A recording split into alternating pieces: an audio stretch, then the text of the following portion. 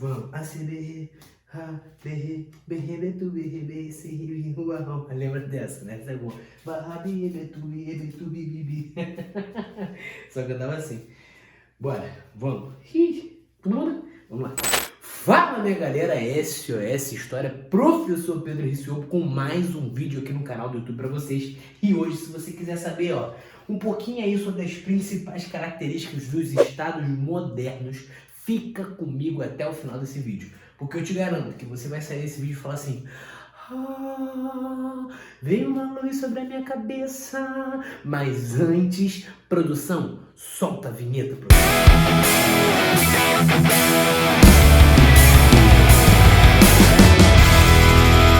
Galera, esse momento é muito importante. Estamos numa meta de crescer cada vez mais e precisamos da sua ajuda. Nós necessitamos de você, meu amigo. Necessitamos de você. Beleza? Então faz o seguinte, se inscreve no nosso canal porque nós queremos crescer cada vez mais, ativa o sininho para saber quando os vídeos novos vão estar chegando para você e curte esse vídeo porque não vai te custar nada. Se você não segue a gente nas nossas redes sociais, acabamos de chegar aos 10 mil seguidores, então vai lá, segue a gente no Instagram, segue a gente no TikTok, segue a gente em qualquer lugar que você quiser. Além disso, a gente tem um canal no Telegram também e o canal tá aqui na descrição desse vídeo. O que você tem por lá? Muito material de graça, muita lista de exercício, muito conteúdo gratuito para você, tá aqui na descrição do vídeo, corre lá. Se você quiser tirar print desse quadro, eu vou me abaixar aqui rapidinho. Você já sabe, né? Vem, produção, vem. Eu só quero um amor que acabe o meu sofrer. Só assim, assim. Galera, os estados modernos, eles começam a se formar ali principalmente no período moderno, né? O que a gente conhece como período moderno? Qual é o recorte temporal do período moderno? O período moderno ele vai ser recortado do século XV até o século XVIII. Mais especificamente, quais são os momentos, os contextos que fazem esse recorte, que proporcionam esse recorte? A gente considera ali a fase da expansão marítima como a transição da Idade Média para a Idade Moderna e a fase da Revolução Francesa como o final da Idade Moderna para a Idade Contemporânea. Então, são esses dois momentos que vão recortar aí o chamado período moderno. E ali nos estados modernos, né, a partir do século XV, que a gente conhece o período moderno, então esses estados modernos começam a surgir diferentemente do que era visto anteriormente. Antes dos estados modernos, a gente tem uma estrutura política um pouco diferente. A gente tem uma estrutura social um pouco diferente. Então, basicamente, os estados modernos, como eu botei aqui para vocês, caracterizam os estados formados na modernidade, no período moderno. E uma das principais características desses estados modernos é que, diferente da Idade Média, em que eu tenho a divisão, né, de territórios, não é difícil a gente falar Idade Média para atribuir a isso, porque parece que só durante a Idade Média que isso acontece. Porque é muito comum na Idade Média na Europa os territórios serem divididos em reinos e os estados modernos, os estados nacionais vão surgir, começando ali a unificar esses territórios, unificar esses reinos. Só que é muito engraçado isso é legal de jogar com a história, porque a gente costuma falar que com os estados modernos, com os estados nacionais, ocorrem as unificações territoriais. Show de bola, de fato ocorrem unificações territoriais. Mas existem países que já no período contemporâneo não eram unificados, como é o caso da Alemanha, que vai se unificar no século XIX, em 1870, e da Itália também, que vai se unificar tardiamente. Então, muito cuidado com relação a isso, quando a gente falar que só no período moderno ocorreu unificação territorial em todo o território europeu. Muito cuidado, não é em todo o território europeu. Na maioria sim, mas em todo não. Então a gente tem que ter muito cuidado para não considerar somente a Idade Média como um período em que havia ali divisões territoriais, né? Em que os reinos eram divididos e não tinha uma unificação do território. É mais comum que na Idade Média a unificação aconteça, mas também, como eu mostrei aqui, dois casos, Itália e Alemanha, que são os casos principais que a gente sempre cita, vão se unificar mais para frente. Então, uma das principais características desses estados modernos que estão se formando é a unificação do território. Quando esse território se unifica, surge uma autoridade, surge um líder, surge um rei que vai controlar a administração e a política da região.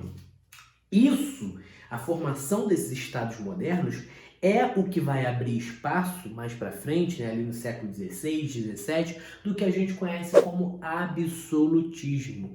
Muito cuidado também com esse termo absolutismo, porque ele não se aplica para todas as situações. A gente tem muito o costume de aplicar o termo absolutismo como uma conta matemática em que todos os contextos políticos se aplicassem a essa realidade absolutista, quando não é. Beleza, galera? A gente não pode falar que toda a Europa ela vive sob um regime absolutista. Não é assim. A gente conhece o absolutismo como um poder concentrado nas mãos do rei, como um rei que tem ali uma centralização política muito forte. E não é em todo caso que isso acontece. Por exemplo, no caso de Espanha e Portugal, hoje as pesquisas historiográficas mais recentes apontam uma monarquia polissinodal, né? Uma monarquia que vai ter órgãos, instituições que auxiliam para que ela exista, beleza? Então a gente tem uma grande relação de fidelidade entre esse rei e parte da nobreza que vai se aliar ao rei. Quando a gente pensa em absolutismo com todo o poder concentrado nas mãos do rei, isso é muito característico de uma França absolutista, principalmente na figura do rei Luís XIV, né, ali o Rei Sol, o Estado sou eu, né, aquele grande representação do rei absolutista. Coloca aí na tela, produção, a foto do Luís XIV, olha aí ele, o Rei Sol, o Estado sou eu, que vai ser ali legitimado pelo Jacques Bossuet com a teoria dos direitos divinos, mas não é todo lugar que isso vai acontecer, não é todo lugar que acontece dessa maneira. Por exemplo, na Inglaterra a gente tem uma monarquia de certa forma parlamentarista, né, com a criação da Magna Carta e depois com as revoluções inglesas puritanas acontecendo. Então, as estruturas políticas elas se formam de maneira diferente na Europa. Só que eu tenho algumas características que são comuns dentro desses estados modernos, que surgem ali no período moderno. E quais são as principais características dos estados modernos? Eu destaquei algumas aqui para vocês, como por exemplo, a burocracia real. O que é a burocracia real? A partir da formação dos estados modernos, eu começo a ter uma burocracia. Talvez na sua cabeça você tenha dificuldade de formular o que seria uma burocracia. Então você, quando vai resolver alguma coisa com relação ao Estado, você fala assim, isso é muito burocrático. Né? Provavelmente você já usou esse termo. O Estado ele é muito burocrático. Mas quando você pensa em um Estado burocrático, você pensa que existe uma série de servidores públicos que trabalham para esse Estado. A lógica aqui é a mesma, a burocracia real, a gente passa a ter, podemos chamar aí, a gente passa a ter um corpo de funcionários. Que trabalham para o rei. Então, o rei passa a ter um corpo de funcionários que estão ao seu dispor, ao seu serviço. Geralmente, esse corpo de funcionários é formado pela nobreza, tá? A nobreza que está aliançada ali ao rei, que está ligada ao rei por meio de serviços e tem uma relação de fidelidade. O rei fornece ali privilégios, uma nobreza que não paga impostos, que não paga nada, e é uma nobreza que está a serviço do rei ali sendo financiada pela coroa. O que vai acontecer também é que, enquanto na Idade Média a gente tem uma relação de suzerania e vassalagem, enquanto o suzerano é o nobre que tem terras, né, o cara que tem terras sob o seu domínio, sob o seu controle, e o vassalo é o nobre que não tem terras, o vassalo oferece as terras para o suzerano, em troca o suzerano vai receber as terras e vai se aliar ao vassalo militarmente. Então é uma relação de trocas entre nobres durante a Idade Média, em que um oferece a terra e o outro vai fazer uma aliança militar com esse vassalo, com esse suzerano, que forneceu as terras.